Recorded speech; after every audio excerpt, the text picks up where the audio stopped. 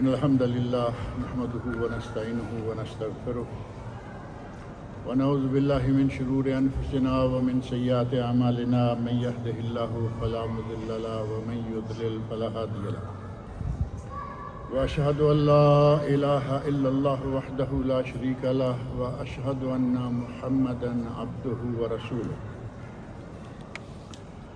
أما بعد فإن خير الحديث كتاب الله وخير الهدي هدي محمد صلى الله عليه وسلم وشر الأمور محدثاتها وكل محدثة بدعة وكل بدعة ضلالة وكل ضلالة في النار رب اشرح لي صدري ويسر لي أمري واحلل عقدة من لساني يفقهوا قولي رب اعوذ بک من همزات الشیاطین واعوذ بک رب ان یحضرون اعوذ باللہ السمیع العلیم من الشیطان الرجیم قل یا عبادی الذین اسرفوا علی انفسهم لا تقنطوا من رحمت اللہ ان اللہ یغفر الذنوب جمیعا انہ هو الغفور الرحیم۔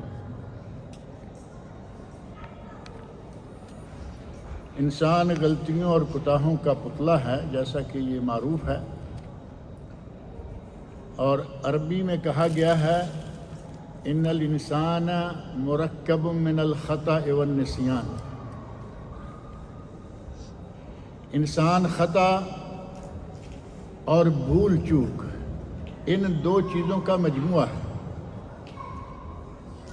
اور حقیقت یہ ہے کہ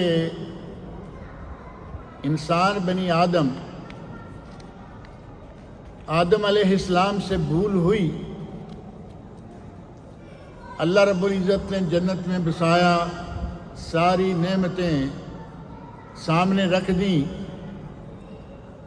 اور فرمایا کہ دونوں میاں بیوی ان نعمتوں میں سے جو چاہو جہاں سے چاہو مزے سے کھاؤ پیو، وَلَا تَقْرَبَا هَذِهِ الشَّجَرَةَ، اس ایک درخت کے قریب نہیں آنا۔ لیکن آدم علیہ السلام سے بھول ہو گئی، غلطی ہو گئی، کوتاہی ہو گئی، شیطان کے بہکاوے میں آ گئے اور اس درخت کا دانہ کھا لیا، اور پھر جو ہوا اور آج تک ہو رہا ہے یہ اسی ایک غلطی کا نتیجہ ہے کہ یہ دنیا آباد ہے۔ آدم علیہ السلام بھول گئے، اللہ رب العزت نے تمام نعمتوں میں سے صرف ایک درخت کا دانہ کھانے سے روکا، بھول ہو گئی۔ اب وہ ساری بشریت، تمام بنی نوع بشر کے باپ ہیں، پہلے انسان ہیں۔ جب ان سے بھول ہو گئی تو ظاہر ہے کہ ہم سے بھی بھول ہوگی، تمام انسانوں سے بھول ہوتی آ رہی ہے، ہوتی رہے گی۔ کوتاہی اور خطائیں سرزد ہوتی رہیں گی، حتیٰ کہ نبی اکرم صلی اللہ علیہ وسلم نے ارشاد فرمایا نسی آدم و نسیت ذریتہ، آدم علیہ السلام بھول گئے اور آدم علیہ السلام کی اولاد، ذریت جتنی بھی ہے قیامت تک آنے والے تمام انسان وہ بھولتے رہیں گے۔ اب اگر بھول، ہماری غلطیاں، ہماری کوتاہیاں، ہمارے گناہ جمع ہی ہوتے رہیں تو بہت بڑا انبار لگ جائے ہمارے گناہوں کا۔ جو ہماری حالت ہے ہمیں سب کو معلوم ہے۔ اللہ رب العزت نے بہت احسان فرمایا آدم علیہ السلام پر اور انہیں دعا سکھلائی، ربنا ظلمنا انفسنا وَإِن لَّمْ تَغْفِرْ لَنَا وَتَرْحَمْنَا لَنَكُونَنَّ مِنَ الْخَاسِرِينَ، اے اللہ ہم نے غلطی کر کے اپنے آپ پر ظلم کیا ہے، اور اگر تو نے ہمیں نہ بخشا، ہمیں معاف نہ کیا، ہم پر رحم نہ کیا، لَنَكُونَنَّ مِنَ الْخَاسِرِينَ، تو ہم نقصان اٹھانے والوں میں سے ہو جائیں۔ إِن لَّمْ تَغْفِرْ لَنَا، اگر تو نے ہماری مغفرت نہ فرمائی، ہمیں نہ بخشا، آدم علیہ السلام کو اللہ رب العزت نے یہ دعا سکھلائی کہ اس طرح معافی مانگو، اور فرمایا کہ ہم نے انہیں معاف کر دیا۔ وہ بھولے، ان کی پوری ذریت، پوری اولاد بھولتی رہے گی، انہیں اللہ رب العزت نے استغفار کے نتیجے میں معاف کر دیا، اور اللہ قیامت تک آنے والے مسلمانوں کو توبہ استغفار کے نتیجے میں معاف کرتا رہے گا۔ یہ ہم پر اللہ رب العزت کا بہت بڑا احسان ہے۔ اگر گناہوں کی معافی نہ ہوتی، گناہوں سے توبہ نہ ہوتی، گناہوں کی بخشش نہ ہوتی، تو ہم گناہوں کے پہاڑ لیے ہوئے ہوتے۔ ہم گناہ کرتے ہیں، چھوٹا گناہ ہوا، وضو کیا، سب گناہ ختم، جیسا کہ معروف ہے نبی اکرم صلی اللہ علیہ وسلم کی حدیث۔ آپ ارشاد فرماتے ہیں کہ وضو کرتے وقت بندہ جب ہاتھ دھوتا ہے تو ہاتھوں کے گناہ گئے، پاؤں دھوتا ہے پاؤں کے گناہ گئے، کلی کرتا ہے منہ کے گناہ گئے، منہ دھوتا ہے آنکھوں کے بھی گئے۔ محض وضو کرنے سے اللہ رب العزت سارے صغیرہ گناہ معاف کر دیتا ہے، حتیٰ کہ فرمایا کہ جب بندہ وضو سنت کے مطابق صحیح طور پر کر کلمہ شہادت پڑھتا ہے، اشہد ان لا الہ الا اللہ، تو کیا ہوتا ہے؟ اللہ تعالیٰ اس کے لیے جنت کے 8 دروازے کھول دیتا ہے، جس میں سے چاہو داخل۔ کتنا بڑا انعام ہے ہم پر اللہ رب العزت کا، اور وہ کتنا غفور الرحیم ہے۔ ہم گناہ کریں اور وہ معاف کرتا رہتا ہے، ہم گناہ گار ہیں اور وہ بخشنہار ہے، بخشتا ہے۔ اور یہ سلسلہ اللہ رب العزت نے بنی آدم کے ساتھ مستقل قائم کر رکھا ہے۔ نبی اکرم صلی اللہ علیہ وسلم، ہم اگر کبھی یہ سوچ لیں، کبھی ہمارے دل میں یہ بات آ جائے کہ توبہ کس چیز کی اور گناہ کون سے، ہم کون سے گناہ کی توبہ کریں، آپ اندازہ کریں کہ نبی اکرم صلی اللہ علیہ وسلم سے زیادہ پارسا دنیا میں کبھی کوئی گزرا ہے؟ کبھی کوئی آئے گا؟ نہ گزرا ہے نہ آئے گا۔ لیکن اس کے باوجود نبی اکرم صلی اللہ علیہ وسلم فرماتے ہیں کہ میں ایک دن میں 100 مرتبہ توبہ استغفار کرتا ہوں، ایک دن میں 100 مرتبہ۔ جو گناہوں سے پاک ہستی اس حد تک توبہ استغفار کا التزام کرتی ہیں، تو ہم کس بات کی مولی ہیں؟ ہمیں تو 100 نہیں، سارے دن میں جتنی مرتبہ بھی، دن اور رات میں اللہ جتنی مرتبہ توفیق دے توبہ استغفار کرنی چاہیے۔ اور اللہ رب العزت کی رحیمی کریمی، اس کا غفور اور بخشنے والا ہونے کا اندازہ آپ اس بات سے کر سکتے ہیں کہ اللہ رب العزت نے ان لوگوں کو خطاب کرتے ہوئے جو اپنی جانوں پر ظلم کر چکے، اپنی جانوں پر ظلم کر چکے، گناہوں کا ارتکاب کر لیا، اللہ رب العزت کی نافرمانیاں کر لی، اس کے باوجود سورۃ الزمر کی آیت نمبر 53 میں اللہ رب العزت فرماتے ہیں یا قل یا عبادی الذین اسرفوا علی انفسہم، اے میرے نبی ان لوگوں سے کہہ دیجئے۔ اب آگے اللہ رب العزت کا اپنا خطاب ہے، یا عبادی الذین اسرفوا علی انفسہم، اے میرے وہ بندو جنہوں نے اپنی جانوں پر ظلم کر لیا ہے، شرک کر لیا ہے، بدعت کر لی ہے، گناہ کا ارتکاب کر لیا ہے، اللہ کی، اللہ کے رسول کی نافرمانی کر لی ہے، اس کے باوجود اللہ کریم اپنے خطاب جمیل میں فرما رہا ہے لا تقنطوا من رحمت اللہ، جو ہو گیا سو ہو گیا، لیکن اب بھی تم اللہ کی رحمت سے مایوس نہ ہو جانا، نا امید نہ ہو جانا، بلکہ اللہ کی رحمتوں کے ساتھ اللہ سے امید قائم رکھنا، وہ بہت ہی بخشنے والا ہے۔ ان اللہ یغفر الذنوب جميعا، اللہ سارے گناہ معاف کر دیتا ہے۔ کچھ گناہ وضو سے معاف ہو گئے، کچھ گناہ اللہ سے معافی مانگنے، توبہ استغفار کرنے سے معاف ہو گئے، اور کچھ گناہ وہ ہیں جو وضو سے معاف نہیں ہوتے، اور محض زبانی خرچ سے معاف نہیں ہوتے، بلکہ اس کے لیے باقاعدہ اہتمام کرنا پڑتا ہے۔ اور وہ کون سے گناہ ہیں؟ کبیرہ گناہ۔ صغیرہ گناہ نیکیوں کے نتیجہ میں اللہ گناہوں کو معاف کرتے چلا جاتا ہے۔ چھوٹے چھوٹے گناہ ہو گئے، آپ نے نیکی کی، ان الحسنات یذہبن السیئات، قرآن کریم میں اللہ تعالیٰ فرماتے ہیں کہ نیکیاں برائیوں کو ختم کر دیتی ہیں۔ غلطی ہو گئی، کوتاہی ہو گئی، گناہ ہو گیا، اور اس کے بعد نیکی کرے، اللہ رب العزت اس گناہ کو ختم کر دے۔ اور یہ قرآن کریم میں اللہ رب العزت کا وعدہ ہے، ان الحسنات یذہبن السیئات، نیکیاں برائیوں کو مٹا دیتی ہیں۔ اور برائیاں بھی کتنی، نبی اکرم صلی اللہ علیہ وسلم کے پاس ایک آدمی بہت بوڑھی عمر کا نبی صلی اللہ علیہ وسلم کی خدمت میں حاضر ہوا۔ معجم طبرانی کبیر اور مسند بزار میں صحیح سند سے ساتھ یہ واقعہ ثابت ہے۔ بوڑھا ہے، اس حدیث میں ہے کہ یہ بھویں گر کر آنکھوں کے اوپر آ چکی ہیں، بال بھی اور ویسے بھی یہ چمڑا ڈھیلا ہو جاتا ہے، اور کمر ٹیڑھی ہو چکی ہے۔ جھکا ہوا نبی اکرم صلی اللہ علیہ وسلم کے سر اقدس کے پاس آ کے پہنچ گیا، اور آ کے کہتا کیا ہے؟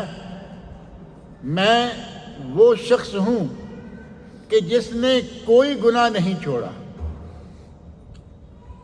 اعتراف اور اقبال جرم دیکھے، میں وہ بوڑھا ہوں کہ میں نے کوئی گناہ نہیں چھوڑا۔ اور کہتے ہیں کہ اگر میرے گناہوں کو ساری دنیا پر تقسیم کر دیا جائے تو ساری دنیا کو سزا ہو جائے۔ یہ اعتراف جمیل کہ میں اتنا گناہ گار ہوں، میں کوئی گناہ بھی نہیں چھوڑے ہوا، اور میرے گناہوں کو تقسیم کرے۔ جیسے ایک صحابی کی توبہ کے بارے میں نبی صلی اللہ علیہ وسلم نے فرمایا کہ اگر اس کی توبہ کو مدینہ پر تقسیم کر دیا جائے تو سارے مدینے کے گناہ گار بخشے جائیں۔ وہ کہتا ہے کہ میرے گناہوں کو دنیا بھر میں تقسیم کر دیا جائے تو سارے لوگوں کو سزا ہو جائے۔ اور ساتھ ہی کہتے ہیں کہ کیا میرے لیے توبہ ہے؟ اگر میں توبہ کروں تو کیا میری توبہ ہو جائے گی؟ اتنے میں گناہوں کا ارتکاب کر چکا ہوں۔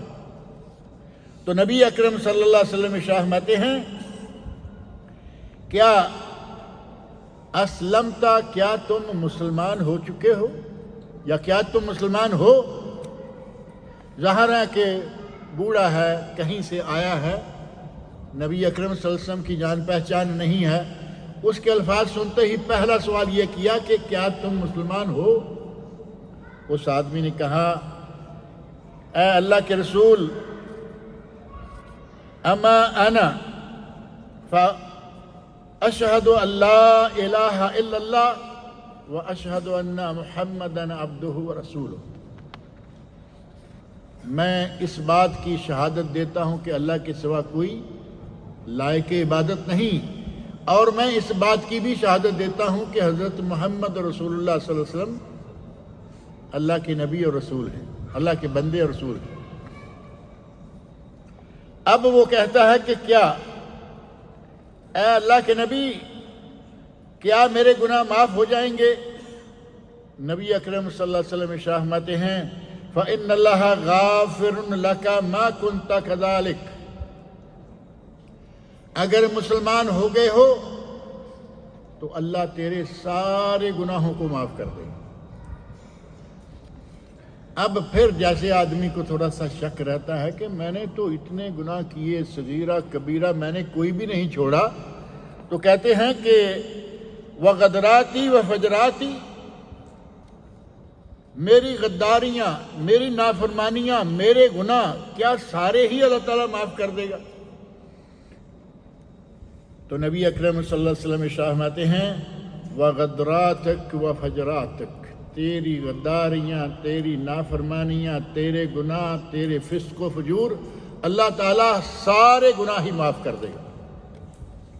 اتنا سنا فَوَلَّ الرَّجُلُ يُكَبِّرُ وَيُحَلِّلْ مِنْ شِدَّةِ الْفَرَحِ، اس نے کہا اللہ اکبر لا الہ الا اللہ. اب وہ یہی تکبیر کہتے ہوئے، یہی کلمہ لا الہ الا اللہ پڑھتے ہوئے وہ روانہ ہو گیا، حتیٰ توارى عن اعین الناس، یہاں تک کہ وہ لوگوں کی نگاہوں سے اوجھل ہو گیا. نبی اکرم صلی اللہ علیہ وسلم کے سامنے یہ اعتراف اور نبی اکرم صلی اللہ علیہ وسلم کا اس کو یہ بشارت دینا کہ اللہ نے تیرے سارے گناہ ہی معاف کر دیے. اللہ غفور رحیم ہے، لیکن اس سے کوئی مانگے تو صحیح، توبہ تو کرے، استغفار کرے. اللہ تعالیٰ مغفرت اور بخشش دینے والا ہے. اور ہم اپنے آپ کو پارسا سمجھ لیتے ہیں اور سمجھتے ہیں کہ ہم نے کون سا کوئی اتنا بڑا گناہ کیا ہے کہ ہم معافیاں مانگتے پھریں اللہ سے. ہم تو چھوٹا موٹا کوئی کرتے ہیں، نمازیں پڑھتے ہیں، روزے رکھتے ہیں، حج کرتے ہیں، عمرے کرتے ہیں، ہمارے گناہ کیا ہوں گے؟ نبی اکرم صلی اللہ علیہ وسلم سے پارسا کوئی نہیں ہے. اور جب آپ ایک دن میں 100 مرتبہ توبہ کرتے ہیں، 100 مرتبہ اللہ سے مغفرت بخشش طلب کرتے ہیں، تو ہم کون ہیں؟ اور اللہ کے غفور الرحیم ہونے کی انتہا یہ ہے کہ وہ بڑے بڑے گناہ، اس آدمی کا واقعہ اور صحیح بخاری اسی طرح سنن ابن ماجہ میں اس آدمی کا واقعہ موجود ہے جس نے 100 آدمیوں کو قتل کر دیا. 100 آدمی، 99 کو قتل کیا، اور دل میں خیال آیا کہ پتہ نہیں میرے اتنے گناہ ہیں، اللہ مجھے معاف بھی کرے گا یا نہیں. چلیے کسی نے کہا کہ کسی آدمی سے پوچھو. آدمی سے پوچھنے کے لیے گئے، کم علم آدمی، اور اس نے سمجھ لیا ہوگا کہ یہ کوئی عالم ہے. ہمارے یہاں اس طرح کی چیزیں بہت پائی جاتی ہیں. کم علم آدمی مفتی کھڑے ہیں، کم علم آدمی بلکہ علم نام کی چیز بھی شاید قریب سے نہیں گزری اور فتویٰ دینے میں تیز. میں کئی مرتبہ کہتا رہتا ہوں کہ ہمارے جدہ میں، مکہ میں اور مدینہ میں خاص طور پر ان 3 شہروں میں مفتی بہت. اور یہ کیوں؟ دنیا بھر سے لوگ آ رہے ہیں، لوگ بیچارے ان پڑھ بھی ہیں، پڑھے لکھے بھی ہیں، کم پڑھے لکھے، اوسط درجے کے، ٹیکسی چلا رہا ہے فتویٰ دے رہا ہے، کپڑے دھو رہا ہے فتویٰ دے رہا ہے، تندور پہ روٹی لگا رہا ہے فتویٰ دے رہا ہے. اس قسم کے لوگ یقیناً پائے جاتے ہیں. اس آدمی کا واسطہ کسی ایسے ہی آدمی سے پڑ گیا، جا کے کہتا ہے کہ ظاہر دیکھا ہوگا کہ یہ تو دیندار قسم کا، باشرہ قسم کا آدمی ہے. بھائی میں نے 99 قتل کیے ہیں، حل لی من توبہ، کیا میرے لیے توبہ ہے؟ تو جو آدمی جیسے چٹک کے کھڑا ہو جاتا ہے، سیدھا ہو جاتا ہے. 99 قتل اور اب توبہ کرنے آ رہے ہو؟ اللہ رب العزت کی رحمتوں کا ناواقف، اللہ رب العزت کی رحمتوں کے خزانے، اس کی رحمتوں کے سمندروں کا ناواقف شخص کہتا ہے اب توبہ کرنے آئے ہو؟ تیرے لیے کوئی توبہ نہیں. ہاتھ اس کا پہلے سے بیٹھا ہوا تھا قتل کرنے پر. 99 قتل کر کے تو کافی ایکسپرٹ ہو چکا تھا. تلوار نکالی اور اس کی بھی گردن اتار دی. کہا چلیے جہاں 99 آئے ہیں تم 100 نمبر پورا کرو. آگے بڑھا، کسی صاحب علم تک پہنچا اور اسے پوچھا تو اس نے کہا اللہ کی رحمت کے دروازے تو ہر وقت کھلے ہیں. اللہ رب العزت کی رحمت کے دروازے اور توبہ کا دروازہ ہر وقت کھلا ہے. اور توبہ کا دروازہ کب تک کھلا ہے؟ نبی اکرم صلی اللہ علیہ وسلم ارشاد فرماتے ہیں اس وقت تک توبہ کا دروازہ کھلا ہے جب تک کہ ما لم یغرغر، بندے کی آخری سانسیں گلے سے کھڑکھڑاہٹ شروع ہو جائے، نزع کا عالم، تب تک اللہ نے توبہ کا دروازہ کھلا رکھا ہوا ہے.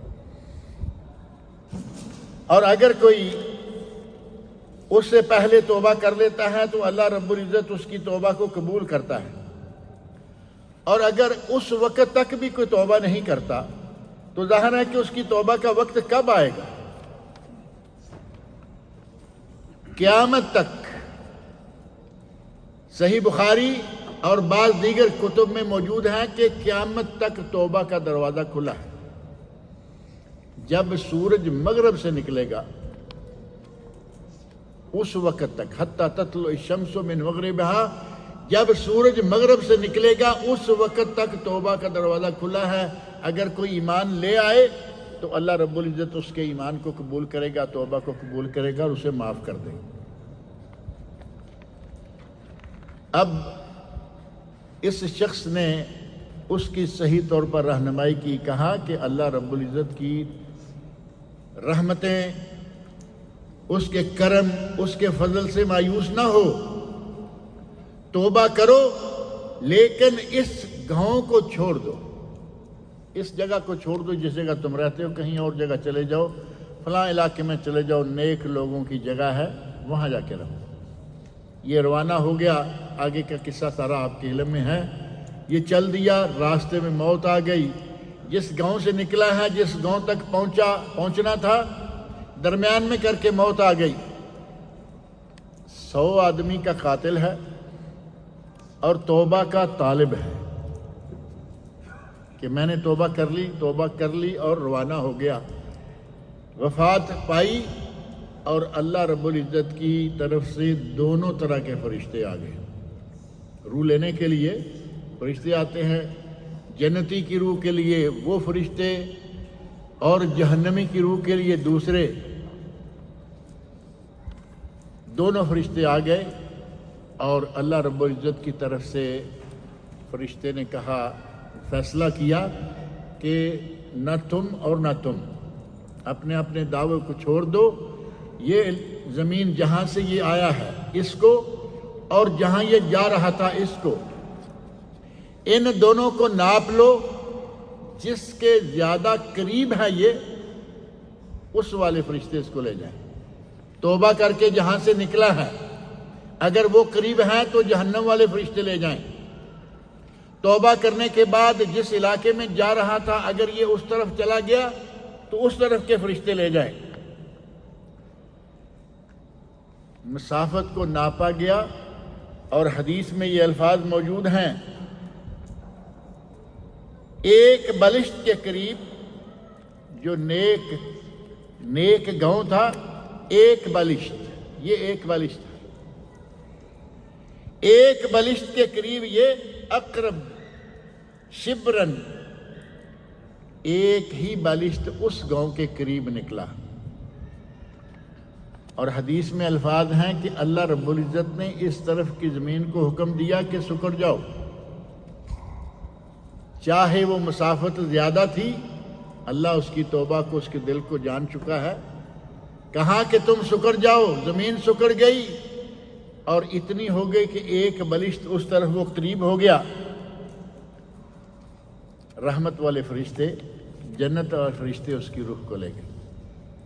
اللہ جب 100 قتل کرنے والے کو بھی معاف کر سکتا ہے تو جس نے کوئی بھی قتل نہیں کیا، دوسرے گناہ کیے ہیں، اللہ یقیناً ان کو بھی معاف کرے گا۔ اور صحیح بخاری، اسی طرح صحیح مسلم میں اس آدمی کا واقعہ بھی موجود ہے، للہ اشد فرحا بتوبۃ عبدہ حین یتوب الیہ، اللہ اپنے بندے کی توبہ پر اتنا خوش ہوتا ہے، نبی اکرم صلی اللہ علیہ وسلم نے اتنا خوش ہوتا کہ کہہ کر آگے پھر واقعہ بیان فرما دیا کہ کتنا خوش ہوتا ہے۔ ایک آدمی کا اونٹنی پر سوار ہے، اس کا دانہ پانی جو کچھ بھی اس کے پاس زیادہ راہ ہے اونٹنی پر ہے، سفر میں ہے، صحرا میں جا کے کہیں آرام کرنے لگا، اونٹنی کو باندھا، آنکھیں کھلی تو دیکھا کہ اونٹنی غائب ہے۔ اب ظاہر ہے کہ نہ کہیں قریب کوئی کھانے پینے کے لیے ملنے کی کوئی توقع ہے، اونٹنی سواری بھی گئی اور زیادہ راہ بھی گیا، موت سامنے نظر آنے لگی۔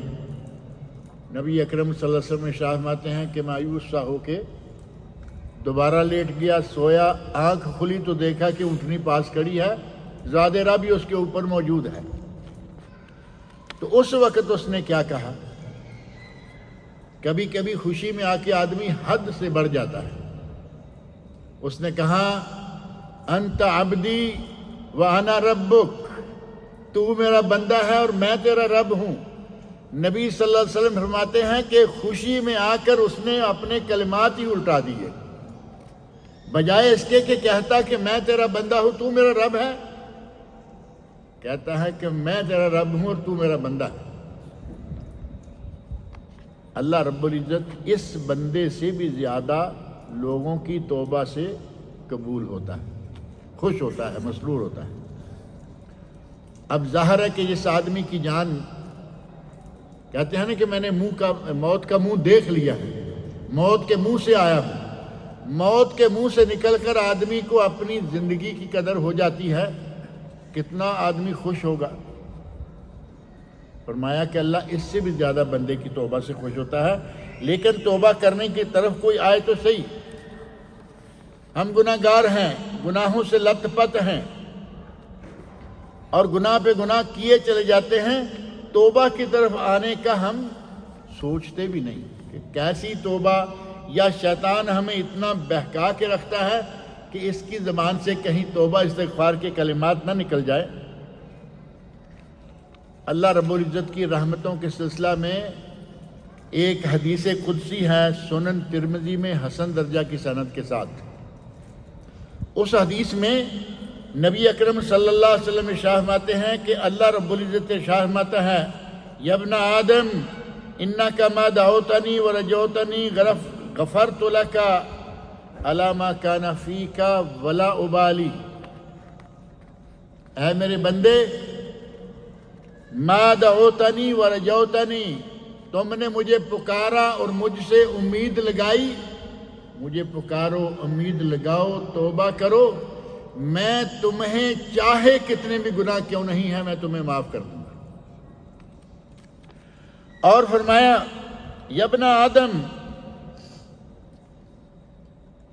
آدم لو بلغت ذنوبک عنان السماء، اے ابن آدم اگر تیرے گناہ کبھی آسمان کی بلندیوں تک بھی پہنچے ہوئے ہوں، زمین سے لے کے آسمان تک بھی ڈھیر ہو، ثم استغفرتنی غفرت لک، پھر تم نے توبہ کی، مغفرت طلب کی، غفرت لک، تو میں تمہیں معاف کر دوں گا، بخش دوں گا، ولا ابالی، اور مجھے اس کی کوئی پرواہ نہیں ہے.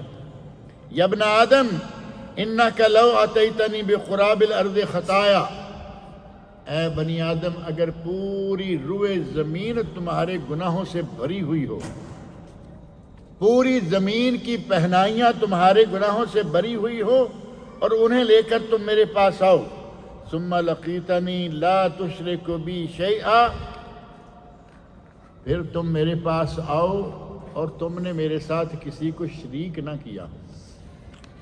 آپ شرک کا اندازہ کر لیں کہ وہ کتنا برا گناہ ہے. اللہ فرما رہے ہیں کہ تم نے اگر میرے ساتھ شریک نہ کیا، چاہے کتنے بھی گناہ ہوں، زمین و آسمان کی پہنائیوں کے برابر بھی گناہ ہوں، شرک نہیں کیا، لا اتیتک بقرابھا مغفرہ، تو ان زمین و آسمان کی پہنائیوں کے مطابق میں تمہیں بخشش عطا کروں گا. یہ حدیث قدسی ہمارے ایک دوست اللہ تعالیٰ ان کی مغفرت فرمائے، ہمارے شفا بائی کا تعارف انہوں نے کرایا تھا حافظ تجمل حسن صاحب رحمۃ اللہ علیہ. انہوں نے ایک مرتبہ بتایا، عربی کے الفاظ اچھے وہ سمجھتے بھی تھے، کہنے لگے کہ بحرین ریڈیو سے یہ حدیث جو ہے بڑے بہترین انداز سے نشر ہوتی ہے، وہ میں نے بھی کئی مرتبہ سنی تھی. ہم اکٹھے بیٹھے تھے کہیں بھی، تو انہوں نے کہا کہ یہ کبھی مل جائے تو میں اس کو اپنے، کہتے ہیں کہ میں جیسے ہی حدیث یہ شروع ہوتی ہے، انہوں نے بڑے راگ کے ساتھ 2 3 4 لوگوں نے مل کے اس کو اتنے اچھے طریقے سے پڑھا ہے. کہتے ہیں کہ میں گاڑی میں ہوں، چاہے لانگ ٹور پر ہوں، میں گاڑی کو فوراً سائیڈ میں لگا لیتا ہوں اور میں آرام سے اس کو سن کر جاتا ہوں. اللہ تعالیٰ ان کی مغفرت فرمائے. الفاظ بھی بڑے بہترین، آپ اندازہ کریں، میرے بندے تیرے گناہوں کا ڈھیر آسمان تک پہنچا ہوا ہو، شرک نہ کرو میں تب بھی معاف کروں گا. پوری زمین کی پہنائیاں تیرے گناہوں سے بری ہوئی ہوں گی، میں زمین کی پہنائیاں بری ہوئی تمہارے لیے بخشش لاؤں گا، بخشش دوں گا. اللہ رب العزت تو ہمیں بخشنے پہ ہر وقت تیار بیٹھا ہے، لیکن کوئی سوال کرنے والا تو ہو نا. ہم تو مائل بے کرم ہے، گویا کہ اللہ رب العزت کے الفاظ جو ہیں ان کا مفہوم آدمی بیان کرتا ہے. شاعر کہتا ہے ہم تو مائل بے کرم ہیں، کوئی سائل ہی نہیں. ہم تو کرم کرنا چاہتے ہیں لیکن کوئی مانگے، کوئی پوچھے. راہ دکھلائیں کسے، کوئی راہ روے منزل ہی نہیں. اب کوئی مسافر ہو تو کسی کو راہ دکھائیں. اللہ رب العزت اتنا غفور رحیم ہے کہ وہ ہر شخص کو معاف کرتا ہے، گناہوں کو معاف کرتا ہے، غلطیوں کو، کوتاہیوں کو معاف کرتا ہے. اس کے لیے یہ معمولی بات ہے. اور ہمیں اپنے گناہوں سے اللہ رب العزت کے یہاں توبہ طائب ہوتے رہنا چاہیے. سورۃ النساء کی آیت نمبر 110 میں اللہ رب العزت فرماتے ہیں وَمَن يَعْمَلْ سُوءًا، جس نے کوئی برائی کر لی، او یظلم نفسہ، یا اپنے نفس پر ظلم کیا، اللہ کی نافرمانی کر لی، ثم یستغفر اللہ، اور پھر اس نے اللہ تعالیٰ سے مغفرت اور بخشش طلب کی، یجد اللہ غفور الرحیمہ، تو وہ اپنے رب کو غفور الرحیم پائے گا. اللہ رب العزت سے رجوع کر لے، توبہ کر لے، اللہ رب العزت اسے معاف کر دے گا. اور قرآن کریم میں کوئی ایک دو نہیں، بہت ساری آیات اس موضوع کے ہیں جو اس موضوع کو بیان کرتی ہیں. سورۃ الحشر کی آیت نمبر 18، 19 اور 20 میں اللہ تعالیٰ فرماتے ہیں یا ایھا الذین آمنوا اتقوا اللہ ولتنظر نفس ما قدمت لغد واتقوا اللہ. اے ایمان والو، اللہ کا تقوی اختیار کرو. ولتنظر نفس ما قدمت لغد، اور آدمی کو چاہیے کہ دیکھے کہ میں نے کل کے لیے کیا کیا ہے، قیامت کے لیے میں نے کیا اعمال جمع کیے ہیں، کیا میں نے اعمال اپنے ساتھ لے کے جانے کا پروگرام بنایا ہے. واتقوا اللہ، اور اللہ کا تقوی اختیار کرو. ان اللہ خبیر بما تعملون، اللہ تمہیں جو بھی کچھ کرتے ہو تمہارے عملوں کا خبر رکھنے والا ہے. وَلَا تَكُونُوا كَالَّذِينَ نَسُوا اللَّهَ فَأَنسَاهُمْ أَنفُسَهُمْ، ان لوگوں کی طرح نہ ہو جاؤ جنہوں نے اللہ کو بلا دیا اور اللہ نے انہیں بلا دیا، ان کے نفسوں کو بلا دیا. أُولَٰئِكَ هُمُ الْفَاسِقُونَ، اور فرمایا کہ یہ انتہائی فاسق اور فاجر ہیں. لَا يَسْتَوِي أَصْحَابُ النَّارِ وَأَصْحَابُ الْجَنَّةِ، جہنم والے اور جنت والے کبھی برابر نہیں ہو سکتے. اصحاب الجنت ہم الفائزون، جو جنت والے ہیں وہی کامیاب لوگ ہیں، دوسرے کامیاب کہاں ہیں؟ اور ہم نے یہ سمجھ رکھا ہے کہ ہم شاید دنیا میں ہی ہمیشہ رہیں گے، اور کئی ایسے ہیں جو توبہ کی نیت رکھتے ہیں لیکن اس کو کل پہ ٹالتے چلے جاتے ہیں، کریں گے. پتہ چل گیا یقینی طور پر کہ یہ گناہ ہے، پتہ چل گیا کہ یہ گناہ ہے اور آدمی کرتا رہے مسلسل، تو اس کا مطلب یہ ہوا کہ ہمیں ابھی مرنے کی بھی کوئی توقع نہیں، پتہ نہیں کب تک ہماری زندگی ہے. آدمی اپنی توبہ کو ٹالتا چلا جاتا ہے، جبکہ یہ ہمیں معلوم ہی نہیں ہے کہ کس وقت اس بلبلے سے ہوا نکل جائے گی. اپنے کندھوں پہ اٹھا کے جنازے لے جائے گئے یا نہیں؟ اپنی آنکھوں کے سامنے جنازے جاتے دیکھے یا نہیں؟ جنازے اپنے خود آپ نے پڑھے یا نہیں؟ ہمارے سامنے ایکسیڈنٹ ہوتے ہیں، ہمارے سامنے موتیں ہوتی ہیں بیماریوں کے نتیجوں میں، ایکسیڈنٹوں کے نتیجے میں. ہم سمجھتے ہیں کہ یہ لوگوں کے لیے ہے سارا کچھ، ایکسیڈنٹ بھی لوگوں کے لیے، موت بھی لوگوں کے لیے، جنازے بھی لوگوں کے، جبکہ ہمیں اگر صرف ایک دن میں ایک مرتبہ بھی اتنا سوچ لینا کہ ہمیں بھی کسی وقت اس جنازے کی طرح اٹھا کے لے جایا جائے گا، تو آدمی کو ہوش آ جاتا ہے کہ کسی بھی وقت یہ واقعہ پیش آ سکتا ہے. اس میں کوئی ضروری نہیں ہے کہ میں 70 80 100 سال کا ہو کے ہی مروں گا، پتہ نہیں کل ہی موت آ جائے. ہمیں عبرت حاصل کرنی چاہیے ان چیزوں سے، اور اللہ رب العزت کے سامنے توبہ طائب ہوتے رہنا چاہیے. اللہ رب العزت نے سورۃ الزمر کی آیت نمبر 54 اور 55 میں ارشاد فرمایا وَأَنِيبُوا إِلَىٰ رَبِّكُمْ وَأَسْلِمُوا لَهُ مِن قَبْلِ أَن يَأْتِيَكُمُ الْعَذَابُ ثُمَّ لَا تُنصَرُونَ۔ انیبو، اپنے رب کی طرف انابت، اپنے رب کی طرف رجوع کر لو، اپنے رب کی طرف پلٹ آؤ، وَأَسْلِمُوا لَهُ، اور اس کے سامنے سر تسلیم خم کر دو، من قبل ان یاتیکم العذاب، قبل اس کے کہ عذاب تمہیں گھیر لے۔ گناہ کرتے کرتے مر گئے تو موت ہی عذاب کا آغاز ہو جاتا ہے، موت سے ہی عذاب شروع۔ کون سے فرشتے آئے ہیں جنت والے جہنم والے، کون سے فرشتے آئے ہیں رحمت والے عذاب والے، قبر میں کیا، گویا کہ موت کے ساتھ ہی عذاب کا سلسلہ شروع ہو جاتا ہے۔ اللہ رب العزت فرماتے ہیں کہ وہ وقت آنے سے پہلے پہلے توبہ طائب ہو جاؤ، اللہ کی طرف رجوع کر لو۔ اور ساتھ ہی فرمایا کہ تمہیں یہ نہ ہو لا یستوی اصحاب النار و اصحاب الجنہ وَأَنِيبُوا إِلَىٰ رَبِّكُمْ وَأَسْلِمُوا لَهُ مِن قَبْلِ أَن يَأْتِيَكُمُ الْعَذَابُ ثُمَّ لَا تُنصَرُونَ۔ جب تم قابو آ جاؤ گے، عذاب میں پھنس جاؤ گے، ثم لا تنصرون، تو پھر تمہیں کوئی مدد کے لیے نہیں پہنچے گا، تمہاری مدد کرنے والا کوئی نہیں ہوگا۔ اگر کوئی کہے، دعویٰ کرے کہ میں تمہیں قبر میں بچا لوں گا، تو کیا کسی کے لیے ممکن ہے؟ حالانکہ ہمارے یہاں پاک و ہند میں ایسے دعوے کرنے والے لوگ موجود ہیں جو کہتے ہیں کہ پل صراط سے تمہیں ہم گزار دیں گے، تم ہماری خدمت کرتے رہو، ہمارا پلو پکڑے رہو، تمہیں پل صراط سے ہم پار کرا دیں گے۔ اللہ رب نے فرمایا کہ جب ہماری طرف سے عذاب نے پکڑ لیا، ثم لا تنصرون، تو پھر تمہاری مدد کے لیے کوئی نہیں آ سکتا، بلکہ تم بالکل اکیلے رہ جاؤ گے۔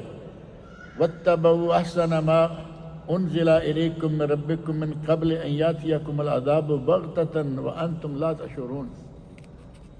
فرمایا کہ اچانک عذاب آ جائے گا اور تمہیں شعور بھی نہیں ہوگا کہ یہ کیا ہو گیا ہے۔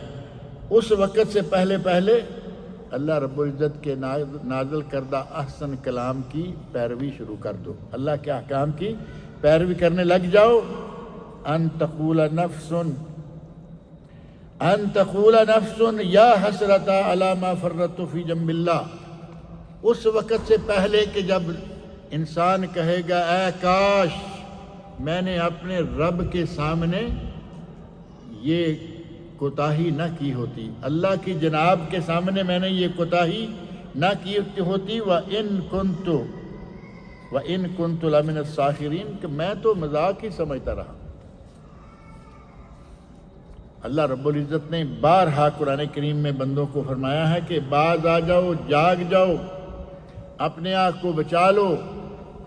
اللہ رب العزت تو ہر رات کو آخری سپہر آسمان دنیا پہ نازل ہوتا ہے، هل من مستغفر، کوئی ہے جو بخشش طلب کرے ہم سے، فاغفر اللہ، اور میں اسے بخش دوں، بلا ناغہ۔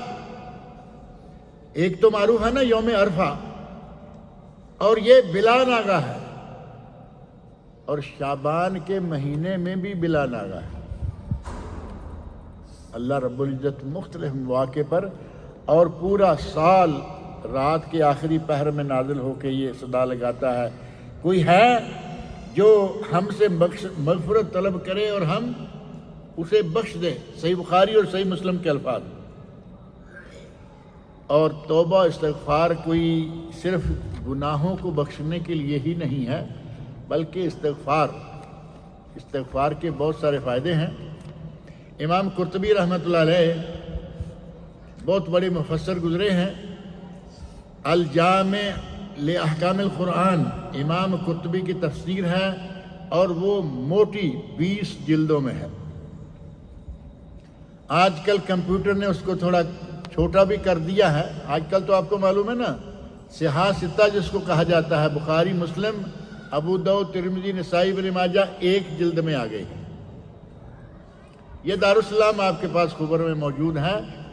انہوں نے الکتب الستہ 6 کی 6 کتابیں ایک جلد میں، اور جلد کی موٹائی زیادہ سے زیادہ اتنی ہوگی.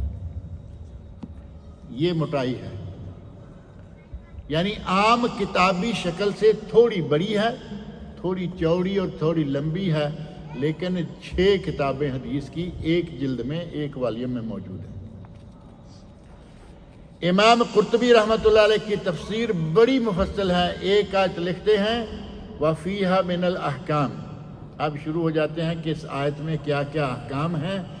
بعض آیات کے احکام گنتے گنتے 10 احکام اس میں سے اخذ کرتے ہیں. انہوں نے واقعہ ذکر کیا کہ امام حسن بصری رحمۃ اللہ علیہ کے پاس ایک آدمی آیا اور آ کے کہتا ہے کہ حضرت بارش نہیں ہو رہی. فرمایا استغفر اللہ، اللہ کی طرف سے اللہ کی مغفرت طلب کرو. دوسرا آ گیا فصلیں نہیں ہیں اور باغات میں پھل نہیں ہیں. فرمایا استغفر اللہ، اللہ سے مغفرت طلب کرو. تیسرا آ گیا کہتا ہے کہ حضرت اولاد نہیں ہے. کہاں استغفر اللہ. 3 4 5 لوگ آئے اور سب کو یہی کہتے کہ استغفر اللہ استغفر اللہ استغفر اللہ.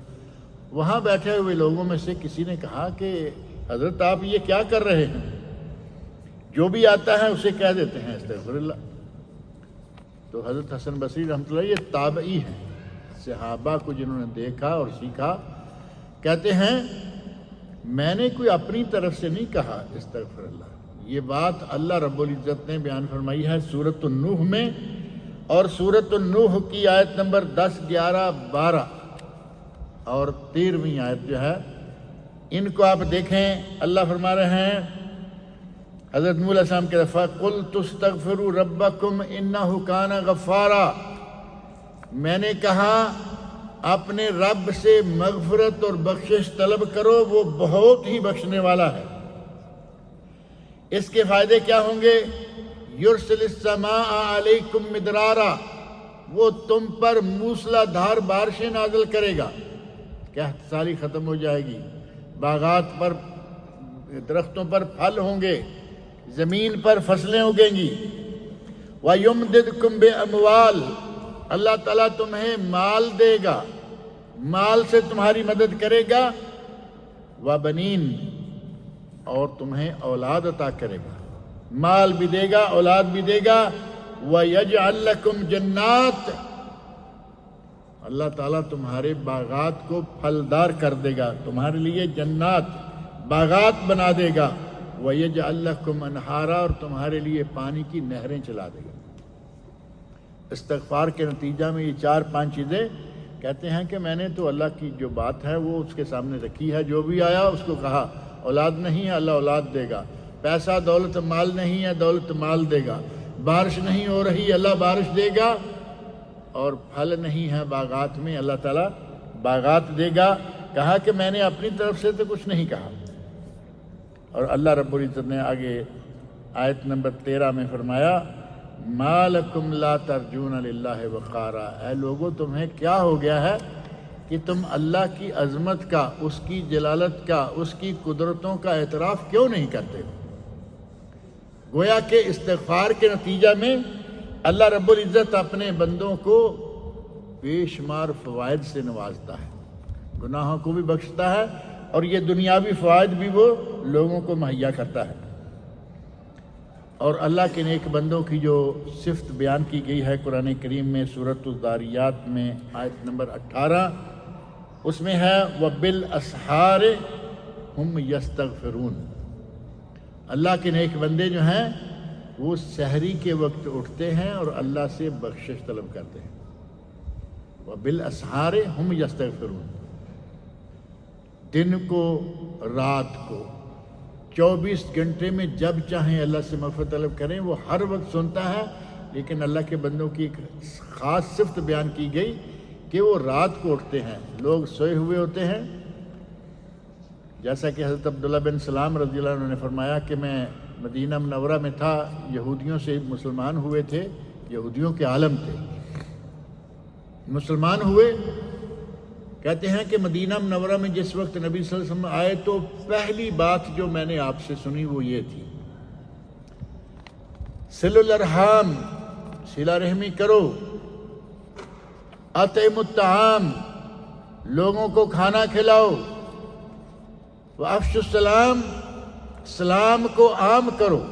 الفاظ آگے پیچھے ممکن ہے، لیکن فرمایا کہ اسلام کو عام کرو، لوگوں کو کھانا کھلاؤ، اور صلو والناس نیام، اور نماز پڑھو جب کہ لوگ سوئے ہوئے ہوں، ادخلوا الجنۃ بسلام، اور سلامتی کے ساتھ جنت میں داخل ہو جاؤ۔ یہ نبی اکرم صلی اللہ علیہ وسلم کا ارشاد ہے۔ لوگ سوئے ہوئے ہوں، آپ اٹھیں اور اللہ رب العزت کے حضور کھڑے ہو جائیں اور اللہ رب العزت سے مانگیں، جو مانگیں گے وہ دے گا۔